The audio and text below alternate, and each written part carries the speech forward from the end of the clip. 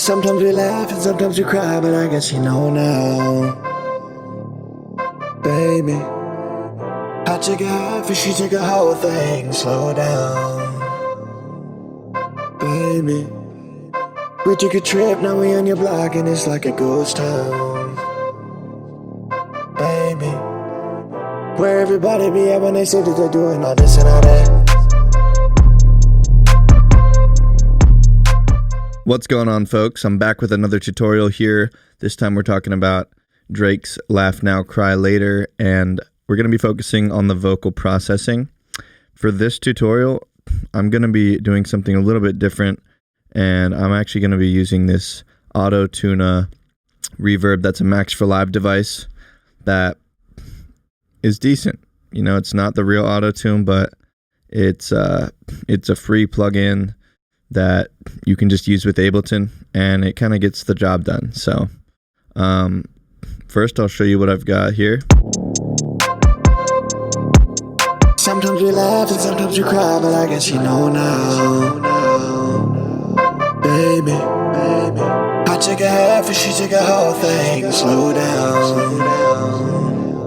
Baby.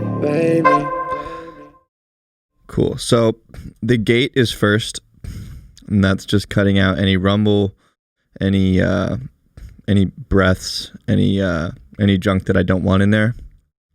So that comes first before we go into the auto-tune.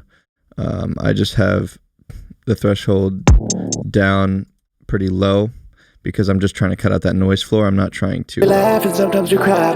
See, if you bring it up too high, sometimes you cry, but I guess you know now. It'll cut out the vocal. So you only wanted to cut out that rumble range. And next we can dive into Auto-Tune. So for the sake of this tutorial, it kind of worked out because this is in C major, very easy scale to memorize. So it just comes default as C as the tonic.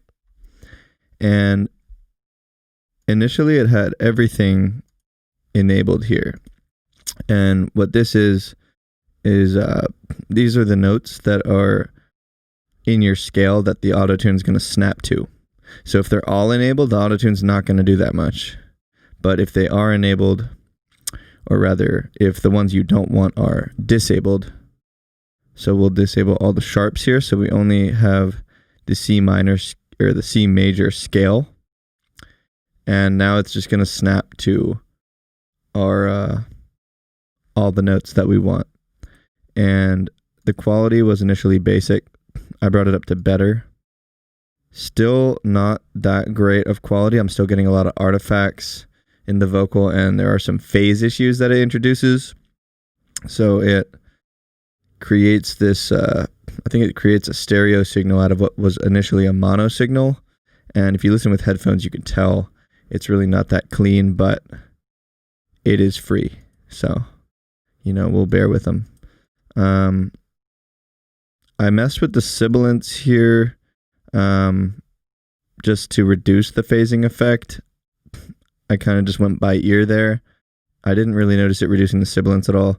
And the ambience I played with just to see what it was doing. But again, probably not that crucial to the sound. And then next I just did a little bit of EQing, took out a little bit around 200 hertz just to reduce that resonant point. Boosted the body here at like 600, and then just tamed a little bit of those super highs. But that's not the bulk of it. The bulk of it's really on the over here on the group. I have multi-band compressor. You laugh and sometimes you cry, but I guess you know now. Baby. You laugh and sometimes you cry, but I guess you know now. You laugh and sometimes you cry, but I guess you know now. You laugh and sometimes you cry, but I guess you know now. So that's really brightening up the highs. One thing about Drake's vocals is that they are very crisp on the high end. And you'll see later that's why I have a bunch of de-essers here, because when we increase this upper range, we're gonna get that crispness, but it's also gonna really sharpen those sibilant sounds. Your S's and your C's are gonna get really harsh down the line. So it's kind of a trade-off.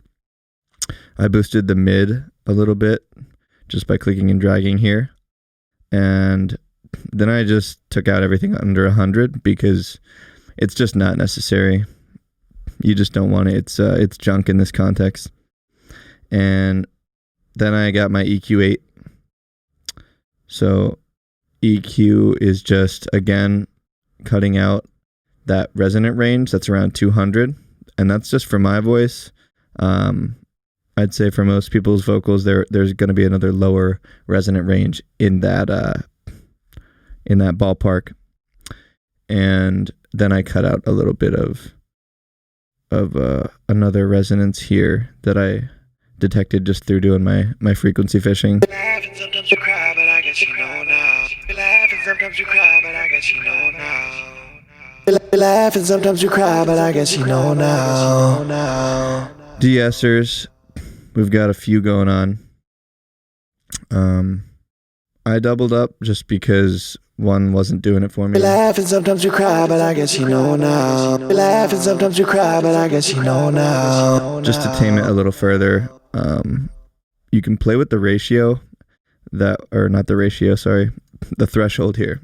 You can play with the threshold. You laugh and sometimes you cry, and sometimes you cry now. And that will really adjust the severity of the de-essing. So if you really need it to clamp down on the sibilants, you can do a pretty deep threshold, and that'll take care of it most of the time. Just be careful not to go overboard. I got my long tail reverb as usual, and this is not that bright of a reverb.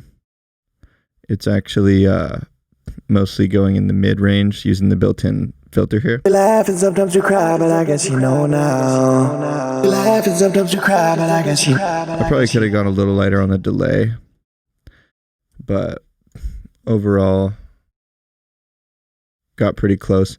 I also remade the rest of the beat, so everything that you heard instrumental wise was just stuff that I figured out playing the chords and using different samples and some contact instruments, and also programmed the drums.